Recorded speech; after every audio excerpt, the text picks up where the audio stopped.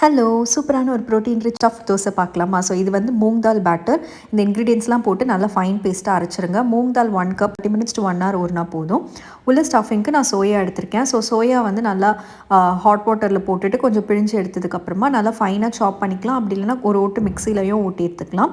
அதை வந்து நல்லா ஒரு பட்டர் போட்டு டாஸ் பண்ணி எடுத்துருங்க. நான் பேசிக்கான ஸ்பைசஸ் தான் போட்டிருக்கேன். காஷ்மீரி சில்லி பவுடர், அப்புறம் கொஞ்சமாக ஹர்ப்ஸ், அப்புறம் கசூரி மேத்தி, உப்பு, மஞ்சத்தூள் போட்டு நல்லா இந்த மாதிரி மிக்ஸ் பண்ணிடுங்க. உங்களுக்கு கொஞ்சம் க்ரீமியாக வேணும் அப்படின்னா அதிலே நீங்கள் கொஞ்சம் மில்க் அண்ட் சீஸ் க்யூப்ஸ் இல்லை ஸ்லைசஸ் ஆட் பண்ணிக்கலாம்.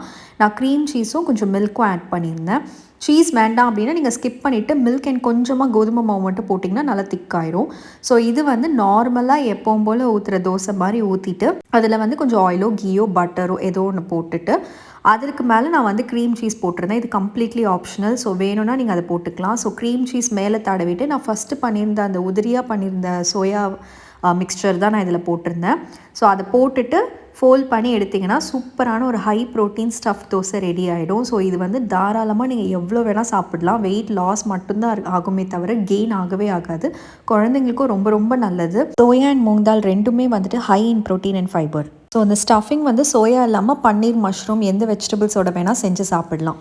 ட்ரை பண்ணி பாருங்கள். கில்ட்டே இல்லாமல் நல்ல ஒரு பிரேக்ஃபாஸ்ட் ஆர் டின்னர். என்ஜாய்.